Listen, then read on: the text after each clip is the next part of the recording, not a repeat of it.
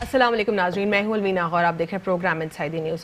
नाज़रीन, आज के प्रोग्राम में बात करेंगे वज़ीर आज़म ने जो स्टेटमेंट्स दिए और साथ ही साथ उन्होंने अपने स्टेटमेंट्स के अलावा जो उन्होंने पाकिस्तान और भारत के हवाले से दिए उस पर भी बात करेंगे। साथ ही साथ उन्होंने कुछ बात की गुरबत मिटाओ के ऊपर भी, उस पर भी हम आज के प्रोग्राम में गुफ्तगू करेंगे। भारत जंगी जुनून में मुब्तला है, आम इंतखाबात से कबल कुछ भी हो सकता है, इमरान खान का स्टेटमेंट। और अगर हम देखें फवाद चौधरी इस हवाले से क्या कहते हैं, तो फवाद चौधरी ने कहा है कि मीडिया टेक्नोलॉजी का दौर है, across the globe media technology use हो रही है और मीडिया हाइब्रिड टेक्नोलॉजी जो कि एक इस्तेमाल की जा रही है, वॉरफेयर के लिए इस्तेमाल की जा रही है और मीडिया से जो है जंगें करवाई जा रही है। मीडिया के ज़रिए जो है कौमों के ऊपर अपना व्यू या ओपिनियन मुसल्लत करने की कोशिश की जा रही है। और पुलवामा इंसिडेंट के बाद इंटरनेशनल मीडिया ने पाकिस्तान का साथ दिया क्योंकि हम सच बात कर रहे थे, और अब वो इंटरनेशनल मीडिया को दावत देंगे कि पाकिस्तान आएँ और पाकिस्तान में आके सारे सिनारियों को मजीद और भी डिटेल में देखें और इस पर बात करें। और पाकिस्तान का जो एक स्टांस है वो पूरी दुनिया के सामने बिल्कुल क्लियर और वाज़ेह हुआ है, जबकि इंडिया का पाकिस्तान ने बिल्कुल ये सारी चाल बेनकाब कर दी और पाकिस्तान ने दिखा दिया कि सिर्फ और सिर्फ एक प्री इलेक्शन कैंपेन है। और अगर मोदी की बात करें तो मोदी की इंतखाबी चाल, एक और जो उनकी चाल है उसमें वो कहते हैं कि स्पेस टेक्नोलॉजी में इनकलाब बर्पा करने जा रहे हैं। इसका काफ़ी जो है भारत में जो कांग्रेस जो अपोजिशन जमात है उन्होंने भी बहुत मजाक उड़ाया इस पर और बहुत ज़्यादा इस पर ट्विटर पे भी गुफ्तगू हुई। और अगर हम केसेस के हवाले से कुछ पॉलिटिशियंस के बात करें तो आसिफ जरदारी और फरियाल तालपुर ने जो है प्री अरेस्ट बेल ले ली है, फेक केसेस जो उनके ऊपर हैं।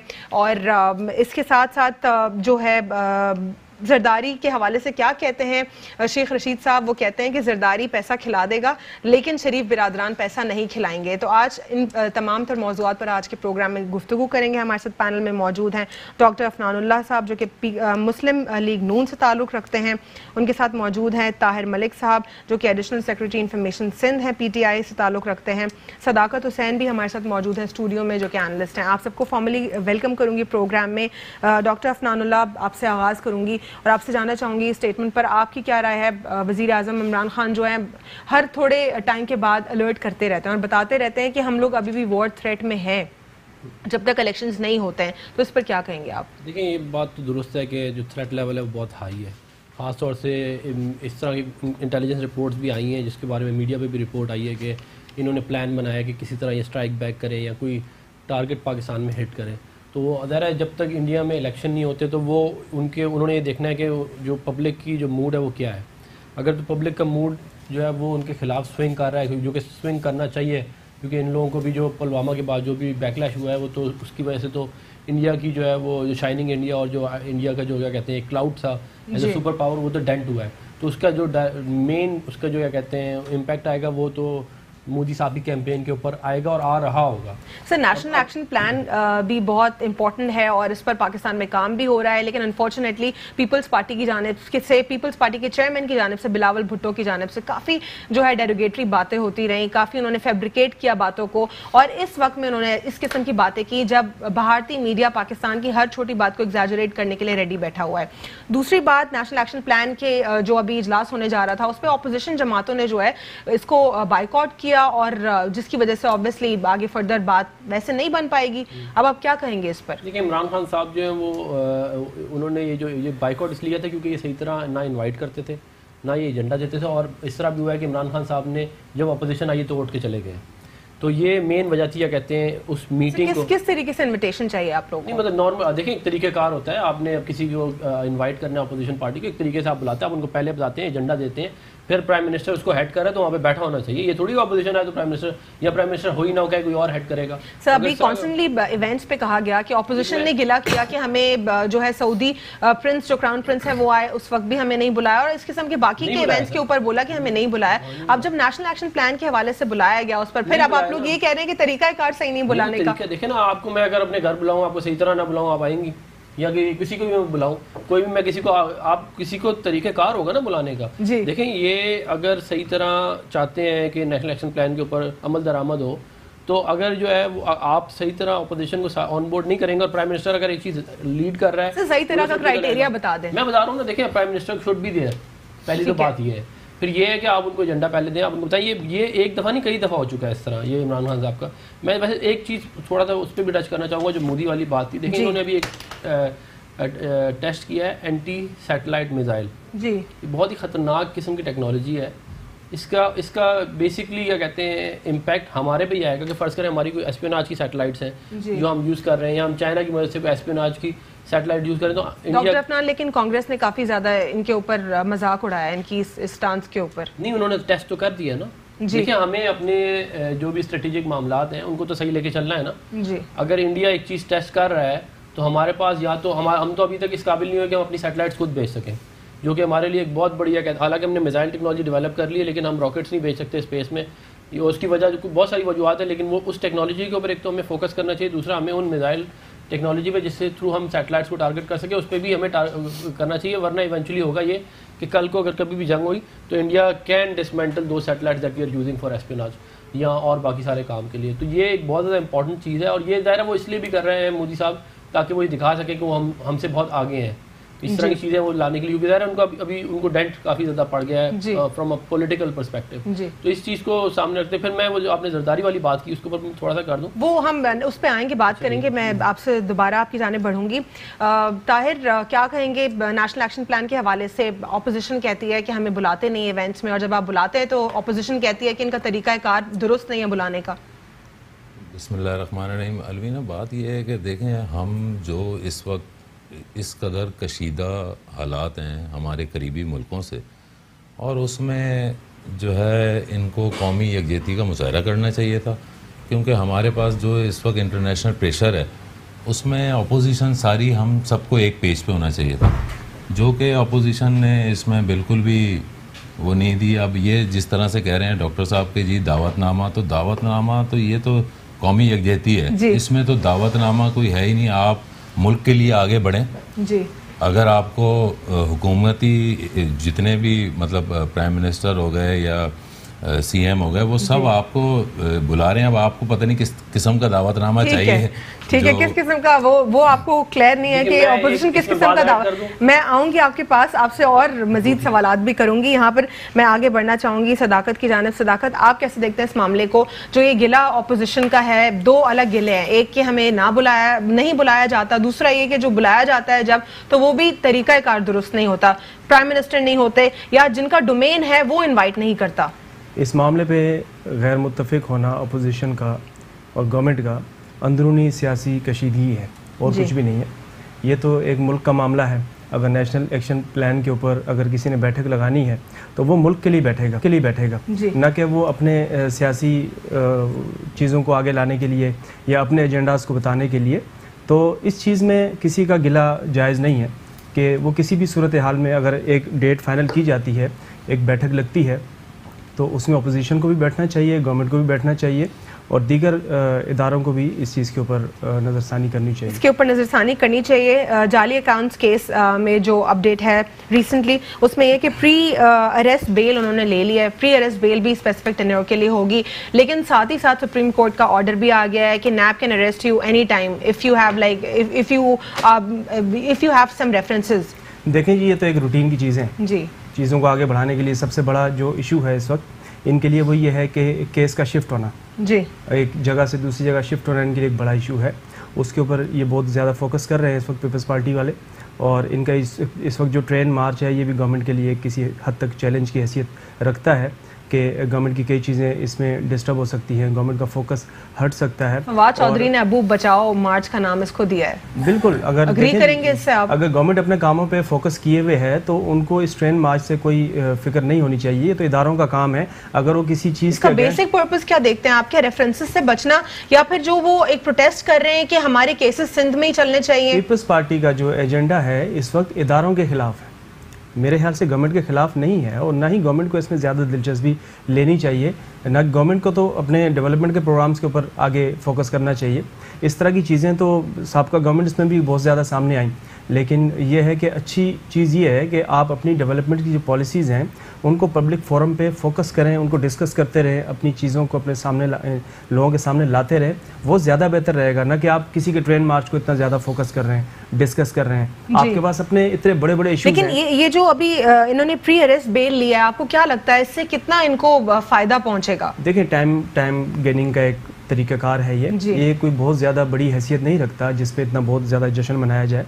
केस तो कंटिन्यू है और वो किसी वक्त भी जरदारी ने ये भी कहा है कि उनके ऊपर बहुत सारे रेफरेंसेस दायर हैं, तो उनको कभी भी नैब अरेस्ट कर सकती है। तो एक तरफ तो यानी उनको पता है कि नैब उनको अरेस्ट कर सकती है, लेकिन दूसरी जानिब सुप्रीम कोर्ट का ऑर्डर भी ये बात वाजे करता है कि अगर आपके ऊपर रेफरेंसेस है तो आप किसी भी वक्त अरेस्ट हो सकते हैं। देखिए, इस मुल्क में गिरफ्तारी इतना बड़ा इशू नहीं है, चीज़ें जो इशू क्रिएट करती हैं वो है रिहाई। लेकिन क्या जरदारी की आपको बॉडी लैंग्वेज दिखती है कहीं से कि वो तकलीफ में और उनको मसला है इस वक्त? देखें, शेख रशीद ने तो कहा है कि पैसा निकाल लेंगे, शरीफ बिरादरान ही निकालेंगे। पुराने कॉन्फिडेंटल खिलाड़ी हैं और ये कभी भी अपनी बॉडी लैंग्वेज से इन चीज़ों को फील नहीं होने देते। और गवर्नमेंट को ये देखना चाहिए कि अपने इदारों के ऊपर अच्छी तरह से आज़ादाना तौर पे एक ग्रिप रखे और अपनी डेवलपमेंट पॉलिसीज़ को आगे लेके चले। डॉक्टर अफनान, आप क्या कहेंगे? शेख रशीद साहब ने ये कहा है कि जो शरीफ बिरादरान है वो कभी पैसा नहीं निकालेंगे, लेकिन जरदारी पैसा निकाल लेगा। तो मतलब उन्होंने दो तरीके से हिट किया है स्टेटमेंट के थ्रू, यानी कि अभी भी इदारों में जो सिस्टम है वो दुरुस्त नहीं है, ख़रीदा जा सकता है किसी को भी। दूसरा ये कि वो कह रहे हैं कि शरीफ बिरादरान को पैसा इतना प्यारा है कि वो खुद को किसी भी अब इस इशू से जो है निकालना पसंद भी नहीं करेंगे। शेख रशीद साहब जो है उनकी हैसियत पाकिस्तानी सियासत में एक मस्खरे की है। अच्छा, अगर आप उनकी बातें उठा के देखें, वो ये कहते थे कि हमारी हुकूमत हर 3 महीने बाद जा रही है, कुर्बानी के बाद कुर्बानी होगी। जो है वो सितंबर में मैं देख रहा हूँ हुकूमत जा रही है, फरवरी में मैं देख रहा हूँ कि हुकूमत जा रही है। बाद में उनका मजाक बन गया, लोगों ने कहा कि शेख साहब कहते हैं जनवरी के बाद फरवरी आएगा और फरवरी के बाद जो है वो मार्च आएगा। अच्छा। तो अब उनकी बात को जो है इनके 3 मरले का घर था। अच्छा, ये अपना कमेटी चौक रावलपिंडी 3 मरले। लेकिन सर रावलपिंडी में बहुत पॉपुलर है वो अभी भी। मेरी गुजारिश सुन ले, 3 मरले का प्लॉट था, आज अरबों रुपए की जायदादें हैं इनके पास। अच्छा। इनसे ये पूछें इनका जो फतेह जंग में फार्म हाउस है वो कितने अरब रुपए का और ज़मीन कितने की ली इन्होंने और कैसे ली। इनके पास कोई कारोबार नहीं है, कोई आप शेख रशीद को बैठा के पूछना हमारा क्या कारोबार है, कोई कारोबार नहीं है। ये लोगों से 10-10, 20-20 रुपए लेने के लिए अपनी टोपी उतार के उनके पैरों में रखा करते थे। ये इनके हालात। शेख रशीद के लिए कहा जाता है कि रावलपिंडी के बहुत सारे मसाइल भी इन्होंने हल कराए। कोई मसाइल वसाइल देखें, उनकी सियासत, उनका कोई और सारे दिन काम नहीं, मतलब सियासी बंदे हैं, सियासी पॉलिटिकल वर्कर हैं, वो निकल के क्या कहते हैं लोगों से मिल लेते हैं। लेकिन बुनियादी तौर पे देखें, कुछ लोग इस मुल्क की सियासत के अंदर जो है वो मस्खरे, ना खाली मस्खरे हैं बल्कि ये वो लोग हैं जिनकी वजह से इस मुल्क की सियासत गंदी है। और उसकी वजह ये है कि आप देखें शेख रशीद जो है वो रज़ाउल्लाह के साथ है, शेख रशीद जो है वो जुनेजो के साथ है, शेख रशीद जो है वो नवाज शरीफ के साथ है, शेख रशीद जो है वो फिर काफ लीग में है, शेख रशीद मुशर्रफ के साथ है, शेख रशीद आज इमरान खान के साथ है। शेख रशीद का कोई दीन ईमान नहीं है। तो कल को अमेरिका आगे बैठ जाए इस मुल्क पे, अल्लाह ना करे, यहाँ हिंदुस्तान आके बैठ जाए, तो इन्फॉर्मेशन मिनिस्टर जो है वो उनका शेख रशीद ही होगा और फवाजा फवाद चौधरी। सर अल्लाह ना करे ऐसा हो सर। नहीं, अल्लाह ना करे। सर आपकी किताब में पाकिस्तान द वे फॉरवर्ड आपने खुद ही उस किताब में लिखा है कि कभी भी एक विजन को बढ़ाने के लिए एक बंदा काफ़ी नहीं होता, साथ ही साथ उसकी पूरी टीम, और इनफैक्ट उसकी टीम के अलावा जो है जो यानी वो स्पेसिफिक जमात के अलावा जो अपोजिशन होती है उसका भी बहुत बड़ा किरदार होता है और तमाम तरह इदारे जो हैं वो साथ लेकर चले जाएं तो फिर उस पर जो है बेहतर तरीके से काम किया जा सकता है। ये आपका खुद स्टेटमेंट है अपनी किताब में, ठीक है। अब मैं आपसे सवाल करूंगी कि जब आप ये खुद एडमिट करते हैं, फिर आप लोग क्यों इदारों को लड़वाने की बातें करते हैं? फिर आप क्यों कहते हैं कि ये पपेट्स हैं आप और बाकी की जो अपोजिशन की जमातें हैं कि यहाँ पे पपेट्स जो है इलेक्ट करते हैं, यहाँ पर पॉलिटिकल इंजीनियरिंग होती है, यहाँ पर ये इश्यूज हैं, यहाँ पर ऑटोनॉमस बॉडीज ठीक से काम नहीं कर रही? देखिए, अब जो हकीकत है इस मुल्क की वो तो आवाम के सामने रखना हमारी जिम्मेदारी है। ये जो बुक का काम था ये मैंने 2010 में शुरू किया था, उसको मियाँ साहब ने अनाउंस किया था, मिसाक पाकिस्तान, उसका मेन ऑथर मैं हूँ। मिसाक पाकिस्तान में जो था वो PMLN का ये ख्वाहिश थी कि हम एक ऐसा एजेंडा लेके आए जिसके ऊपर मिनिमम कॉमन एजेंडा हो, इस पर तमाम स्टेक होल्डर्स ऑन बोर्ड करें। But sir, you have written that in your book, but you're not into that thing practically. नहीं है practically कैसे आपने इसको इग्नोर किया? देखिए, उस बेसिकली आप तो प्रपोज करते हैं ना, मैं प्रपोज कर रहा हूँ जी कि जी ये इस तरह काम होना चाहिए। फिर आपकी पार्टी क्यों साथ नहीं है फिर हुकूमत के? देखें, बहुत सारे काम जो मैंने अपनी किताब में लिखे हैं वो एक्चुअली इम्प्लीमेंट हुए हैं अगले 5 सालों में, क्योंकि बुक तो में 2013 में आई थी। एक्चुअली उसकी पॉलिसी मेकिंग का इम्पैक्ट पाकिस्तान के अंदर बहुत सारे नेशनल एक्शन प्लान की मीटिंग में ना बैठना और आप लोग का ये कहना कि जो तरीका कार है वो दुरुस्त नहीं है बुलाने का, इस पर आप देखें, मैं अलीना आपको मैं ये बार बार बात कह रहा हूँ, ये कोई इतना बड़ा मसला नहीं है। अगर इमरान खान साहब थोड़ा सा सीरियस हो जाए, देखें वो जब आप मेरी अगर बात पे यकीन, यार नेशनल असेंबली में जब वो आते हैं आप देखा करें वो आगे शहबाज शरीफ से आती मिलाते, हालांकि he is the leader of the house, जो पाकिस्तान की जो ट्रेडिशन है वो ये है कि जब लीडर ऑफ द हाउस आता है तो he goes and shakes hand with the opposition leader. लेकिन अगर आपने नहीं रिवायात आपने अगर उन्होंने वो हाथ नहीं मिला रहे तो फिर लीडर ऑफ द ऑपोजिशन क्यों नहीं हाथ मिला रहे? वो आके मिला रहे। मैं आपसे हाथ मिला रहा हूँ, आप नहीं मुझसे मिला रही तो क्या होगा? सर नहीं, फिर इस तरह तो ये नहीं होगा ना जी, नहीं हो सकता ना। ताली दोनों हाथों से बचती है। देखें इस मुल्क के अंदर बहुत सारे मसाइल हैं, बहुत सारे मामलात हैं जिनको अगर आपने ठीक करना है तो you have to take everyone on board. और वो एक मिनिमम कॉमन एजेंडा, ये नहीं कि हर चीज़ पे आप एग्रीमेंट, हर चीज़ पे एग्रीमेंट कभी भी नहीं हो सकता। एक मिनिमम कॉमन एजेंडा के ऊपर, मिसाल के तौर पे हम ये तय कर लें कि जी इकॉनमी जो है वो 8% पे ग्रो करनी चाहिए, उसके लिए जो ये 8-10 काम है वो करने चाहिए और उनके लिए जो भी हमें बजट जो है वो उसके ऊपर लेके जाना चाहिए ताकि 8% पे ग्रो करती रहेगी in the next 30 years. Pakistan will become a developed country. एक सिंपल सी बात है, लेकिन ये बात समझनी पड़ेगी ना। अगर फर्ज करें मैं जो हूँ वो ये कहूँ, लेकिन ऑपोजिशन कैसे वन पेज पर होगी हुकूमत के साथ जब इतने सारे गिले होंगे? अभी बुलाया नहीं हुकूमत, अभी ठीक तरीके से नहीं बुलाया। हुकूमत का ये हाल है कि जो मनी बिल है ना उसमें जो इन्होंने एलोकेशंस की हैं डिफरेंट डिपार्टमेंट में वो उसको फॉलो नहीं कर रहे। NFC अवार्ड जिसके ऊपर इस मुल्क के अंदर इंतशार बहुत ज़्यादा फैल सकता है उसको नहीं फॉलो कर रहे।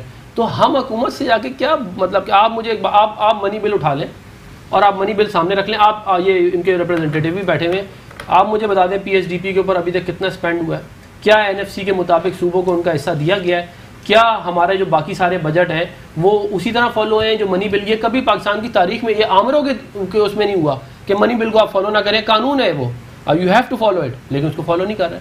तो ऐसी हुकूमत को हम तो ये चाहते हैं कि इनको टाइम भी मिले, हम ये चाहते हैं कि ये अपना जो एजेंडा है, जो भी इनका क्या कहते हैं मैनिफेस्टो है, उसको पूरा इम्प्लीमेंट भी करें ताकि आवाम को पता। हम तो चाहेंगे कि कराची का पानी का मसला हल हो, हम ये भी चाहेंगे कि कराची में जो कचरा गुंडी है वो सारी साफ़ हो, हम और जो इस शहर के इस मुल्क के मसाइल हैं वो ठीक हो। लेकिन बात ये है कि हम तो अपोजिशन में है ना, हम तो एक हद तक ही क्या कहते हैं आप कर सकते हैं। अपोजिशन का गिला कैसे ख़त्म करेंगे, कैसे अपोजिशन को वन पेज पर लेकर आएंगे आप लोग? देखें अपोजिशन का गिला तो मुश्किल ही ख़त्म हो, क्योंकि इनके तो जो इन्होंने 30 साल तक हुकूमतें की, जरदारी साहब ने भी और नवाज शरीफ साहब ने, 30 साल नहीं की हमने, 17 साल पंजाब में, 17 साल पंजाब में और 9 साल वफाक। 17 साल भी बड़ा अरसा होता है। अभी तो मैं जानूंगी यहाँ पे ताहिर मलिक आपसे यहाँ पे जानूंगी, लेकिन मुझे यहाँ पे एक ब्रेक लेना है। ब्रेक के बाद मैं आपसे दोबारा जानूंगी कि आप लोग कैसे ऑपोजिशन के जो इतने सारे कंसर्न्स है कैसे क्लियर कर सकते हैं। Stay with us on inside the news. Welcome back after short break. Tahir, break से कबल मैं आपके पास सवाल छोड़कर गई थी जिसमें मैं आपसे जानना चाह रही हूँ कि कैसे आप कंसर्न्स क्लियर करेंगे ऑपोजिशन के?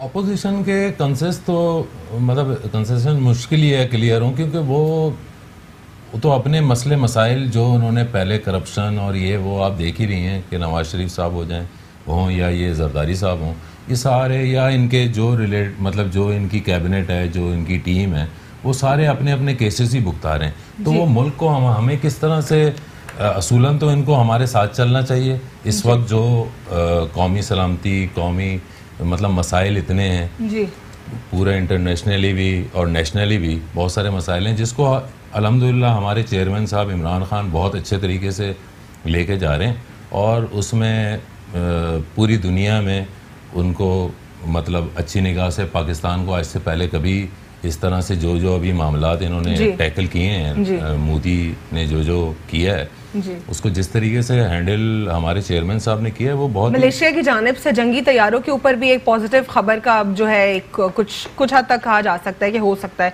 कि प्रोडक्टिविटी कोई दिखने में आए सामने। हाँ वो मगर मुझे नहीं लगता हम जो है वेल प्रिपेयर हैं यहाँ पे अपनी सारी।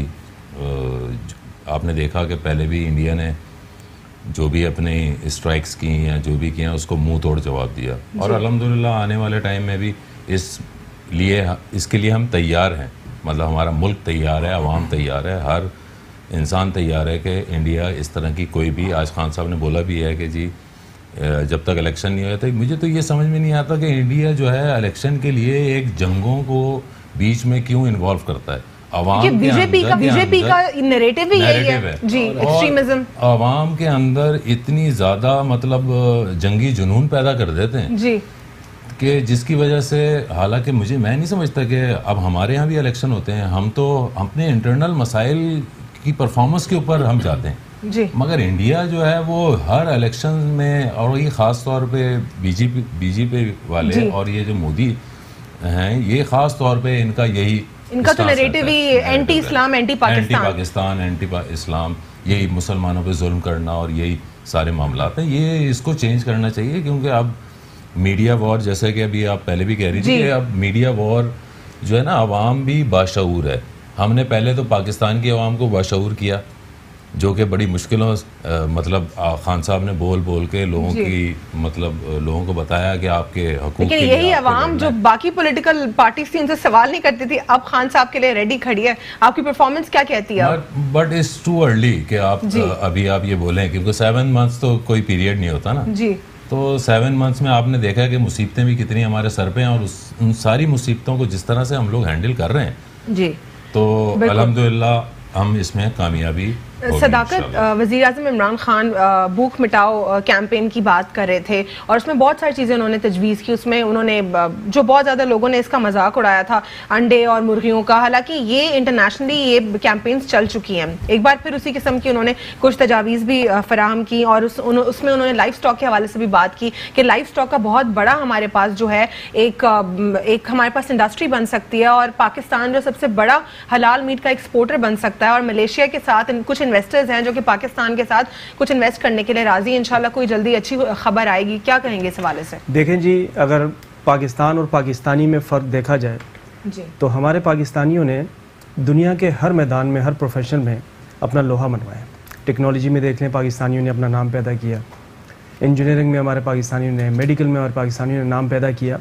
लेकिन अगर बात पाकिस्तान की जाए तो पाकिस्तान के पास अपने अंदरूनी मसाइल की वजह से इतने वसाइल नहीं हैं कि वो इस तरह की टेक्नोलॉजीज़ के अंदर दुनिया का मुकाबला कर सके। लेकिन लाइफ स्टॉक में क्या टेक्नोलॉजी है? ये गाय भैंस तो इतनी सारी हमारे देहात में है, पाकिस्तान के पास हमारे पास पाकिस्तान को इतने वसाइल नहीं है कि वो दुनिया की तरह दीगर टेक्नोलॉजीज़ के अंदर आगे बहुत ज़्यादा स्पीडी जा सके। ऐसा नहीं है कि नहीं जा सकता, लेकिन बहुत टाइम चाहिए। पाकिस्तान के पास वाहिद रास्ता अपने लाइफ स्टॉक को और अपनी दी गई कुदरती नेमतों से फ़ायदा उठाने का जी। इस वक्त जो इमरान खान साहब बात कर रहे हैं वो उस तरफ इशारा है कि पाकिस्तान को जो अल्लाह ताला ने नेचुरल जो नेमतें दी हैं जी, अगर उनकी तरफ कारोबार खोल दिए जाएं, उनकी तरफ अगर आवाम का रुख मोड़ दिया जाए तो आपका गैस और तेल को भी जो है काफी सारे लोगों ने निशाना बनाया हुआ मजाक का। कैसे देखते हैं आप? देखिए, ये तो अल्लाह ताला का एक इनाम है जो कि पाकिस्तान में बहुत कम ये चीज़ें सामने आई हैं। पाकिस्तान में तो अभी 90% चीज़ें तो अभी ओझल है, जो वक्त के साथ साथ जैसी पेशन गोइयां, इवन कोल इतना हाई क्वालिटी में है हमारे पास। इसके अलावा मिनरल्स हैं हमारे पास, लेकिन हमने ठेके दिए हुए हैं जो हमारे दोस्त ममालिक हैं उनको। इस वक्त अवामी सतह पे अगर डेवलपमेंट की जाए तो उसका एक ही रास्ता है कि एग्रीकल्चर और लाइफ स्टॉक लोगों को इस तरफ राग़िब किया जाए।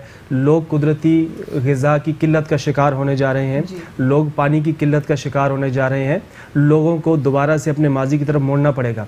आज जो अंडे और मुर्गी के मुखालिफ बातें करते हैं, इनकी 3 जनरेशन पहले अगर देखा जाए तो यही अंडे, मुर्गियाँ और बकरियाँ बेच के इनके माँ बाप ने इनको पाला, सिविलाइजेशन की तरफ आए। इनके माँ बाप ने इनके लिए ये चीज़ें क्रिएट की हैं। इनके बुजुर्ग, इनकी 3 नस्लें पीछे जाके देखें, हमारा तकरीबन बेशतर 90% पाकिस्तान। अभी मैं थोड़ी देर पहले किसी एक एनालिस्ट को देख रही थी, काफ़ी सीनियर एनालिस्ट हैं, वो इसी तरह मजाक उड़ा रहे थे इन बातों का। कहते हैं इनसे कुछ नहीं होगा, लेकिन उन्होंने सिर्फ और सिर्फ ये लाइफ स्टॉक की बात की, अंडों की, मुर्गियों की बात की, बाकी सारे एस्पेक्ट को इग्नोर कर दिया। एक एस्पेक्ट जिसके ऊपर मैं आपसे सवाल करना चाहूँगी, TVET सेक्टर, जो कि टेक्निकल वोकेशनल एजुकेशन ट्रेनिंग का है। ये TVET सेक्टर बहुत बड़ा सेक्टर है पाकिस्तान में, इसके ऊपर काम इतना नहीं हो रहा। कुछ ऑर्गेनाइजेशंस सहाफ़ियों को जो है, अभी रिसेंटली उसमें मैं भी थी, TVET की वर्कशॉप हुई थी, नेशनल लेवल की वर्कशॉप हुई थी, जिसमें हमें बताया बेसिकली, इवन हमारा तो फोकस भी नहीं होता इतना TVET के ऊपर। उसके बाद से मैंने बहुत कोशिश की कि मैं किसी न किसी तरीके से TVET के हवाले से आगाह करूं, आवाम को, व्यूअर्स को बताऊं, लिखूं इसके बारे में। तो जब आज वज़ीर आज़म इमरान खान ने इस हवाले से बात की तो मुझे बहुत खुशी हुई, क्योंकि मैंने आज से पहले बाकी चैनल्स के ऊपर भी TVET सेक्टर के हवाले से बात की। क्या आपको लगता है कि पाकिस्तान TVET सेक्टर के ऊपर काम कर पाएगा? जर्मनी बहुत बेहतरीन मिसाल है हमारे लिए। देखिए जी, अल्हम्दुलिल्लाह हमारे पाकिस्तान में इस तरह के एक्सपीरियंस लोग मौजूद हैं जो कि इस तरह के मौक़ों की तलाश में हैं। गवर्नमेंट इन्हीं लोगों को देखते हुए ये मौका पेश कर रही है इस वक्त। आज अगर मुल्क के अंदर इनकलाब आ सकता है तो वो दबी हुई चीज़ें हैं, ऐसे काम है जो कि नहीं हो पाए मुल्क में, और जिनके बहुत बड़ा एक जिनका ग्राउंड है इस मुल्क में, लोग हैं उसके ऊपर काम करने वाले, तो इस वजह से चीज़ें क्रिएट की जा रही हैं। न सिर्फ ये, बल्कि आप देखें कि आज अगर जिस तरह से बात की गई अवाम के अपने तौर पे अपने वसाइल से फ़ायदा उठाने की बात अगर आज आपका वज़ीर आज़म कर रहा है तो उसमें गवर्नमेंट सपोर्ट भी कर रही है। गवर्नमेंट ऐसी रिफॉर्म पॉलिसीज़ भी देने को तैयार है कि जिसमें अगर आप अपनी मदद आपके तहत, जैसे कि आपने सिविलाइजेशन की तरफ इशारा किया, बहुत सी ऐसी तंजीमें, बहुत सी ऐसी ऑर्गेनाइजेशंस हैं जो इस तरह की टेक्नोलॉजीज़ को, इस तरह की एजुकेशन को पाकिस्तान में इम्प्लीमेंट करना चाहती हैं। आज गवर्नमेंट अगर उनको वेलकम करे, गवर्नमेंट अगर उनको सपोर्ट करे, तो प्राइवेट सेक्टर गवर्नमेंट के साथ कोलैबोरेट करके बहुत बड़ी तब्दीली ला सकता है। प्राइवेट और गवर्नमेंट सेक्टर कोलैबोरेट करके बहुत बड़ी जो है कारकर्दगी दिखा सकता है। टीवेट सेक्टर के ऊपर आपका भी कमेंट लूंगी, आप क्या कहेंगे इस पर कितना काम हो सकता है पाकिस्तान में, और प्रैक्टिकली इसको कैसे देखते हैं? देखिए, वोकेशनल ट्रेनिंग का सबसे बड़ा जो फ़ायदा होता है वो ये होता है कि अगर आप किसी भी मुल्क में जो आपका स्किल्ड वर्कर है जी, उसको अगर आपने लेके आना तो पहले वो बैचलर्स करेगा 4 साल का, उसके लेकिन ये पाकिस्तान में अभी ये क्राइटेरिया 4 साल के बैचलर्स वाला क्राइटेरिया नहीं है। नहीं, मैं टीवेक के डिफरेंट पर्सपेक्टिव इसमें हैं, आप अलग अलग कैटेगरी के प्रोग्राम्स कर सकते हैं, इसमें शॉर्ट कोर्सेज भी हैं। बात नहीं कर रहा, मैं ये बात कर रहा हूँ कि अगर आपने स्किल्ड वर्कर, मिसाल के तौर पे आईटी का अगर आपने स्किल्ड वर्कर लेना है तो उसका जो नॉर्मल तरीका है कि वो bachelors in IT, bachelors in computer sciences, तो उसको 16 ईयर्स ऑफ एजुकेशन आपकी कंप्लीट होगी। लेकिन वोकेशनल ट्रेनिंग का ये होता है कि अगर आप आइडेंटिफाई कर देना एरियाज डिफरेंट, तो आप फ्रॉम इधर मैट्रिक और फ्रॉम एफएससी आप डायरेक्टली उसमें जाके 1 ईयर की ट्रेनिंग करके और कुछ मंथ्स का भी होता है। मिसाल के तौर पे अगर फर्ज करें आप ये कहते हैं कि मैंने एक सर्टेन प्रोग्रामिंग लैंग्वेज जो है उसके अंदर एक्सपीरियंस लेके और मैंने मार्केट में जाना है, तो आपको जॉब मिल सकती है। तो उसका फ़ायदा ये होता है कि आपके पास स्किल जो बंदा है वो बहुत एक तो कम उम्र में आ जाता है और बहुत कम उस पर खर्चा भी आता है,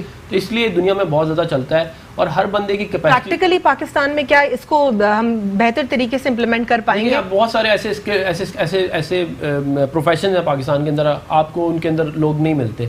उसकी अगर छोटी सी मैं एग्जांपल दूं, इलेक्ट्रिशियन की यहाँ प्लम्बर हो गया, तो वो जो टीवेट क्वालिफाइड होते हैं उसका और एक नॉर्मल जो उस्ताद शागिर्दी सिस्टम में सीखा हुआ होता है उसमें बहुत डिफरेंस होता है। ज़मीन आसमान का फर्क होगा, क्योंकि देखिए उसको पता होगा ना कि मैंने कौन से टूल्स कहाँ इस्तेमाल करने हैं और उसको ट्रेनिंग दी गई होगी। जी। पाकिस्तान में एक बहुत ज़्यादा क्या कहते हैं इसकी रिक्वायरमेंट है, बहुत ज़्यादा इस एरिया में काम किया जा सकता है। यानी आप इसको पॉजिटिव देखते हैं? इस खबर को मैंने अपनी किताब में भी इसके बारे में काफ़ी लिखा हुआ है, तो बहुत ज़रूरी है क्योंकि देखिए एक और बात भी आपको समझनी चाहिए, हर बंदे की कैपेसिटी नहीं है कि वो पहले एफएससी भी करे, फिर 4 साल का बैचलर्स भी करे, फिर मास्टर्स करे, फिर नौकरी ढूंढे, उसकी कैपेसिटी नहीं है। हर किसी के सर्कमस्टांसेस नहीं होते, लोगों के पैसे नहीं होते, तो आपने उन लोगों को भी एडजस्ट करना है इसी इकोनॉमी के अंदर, तो ये बहुत ज़रूरी है। मैं थोड़ा सा ज़रा टच करना चाहूँगा अगर आपकी इजाज़त हो कि अभी इकोनॉमी के ऊपर बात हुई कि जी पिछले 7 महीने देखें इमरान खान साहब ने ये कहा कि प्राइम मिनिस्टर हाउस को हम कन्वर्ट करेंगे यूनिवर्सिटी में। जी, इमरान खान साहब ने कहा कि हम गाड़ियाँ बेचेंगे, जी सही है ना, और उसके बाद जो है वो रेंट कुछ गाड़ियों का इशू हो रहा था क्योंकि जो उनकी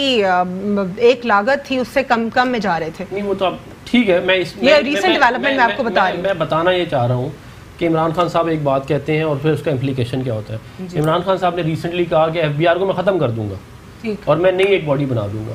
फिर इमरान खान साहब जो है वो इस तरह के बहुत बड़े टॉल, अभी उन्होंने एक और क्लेम कुछ दिनों पहले, भाई गैस एंड ऑयल अगर निकला है हम सब खुश होंगे, लेकिन आप निकलने दें, आवाम समझनी शुरू हो जाएगी कि भाई तेल आ गया, हर तरफ से आना है। नहीं तो अब बात यह है कि कोई सिल्वर बुलेट नहीं है। ठीक है, देखिए प्रॉब्लम को समझने की कोशिश करें।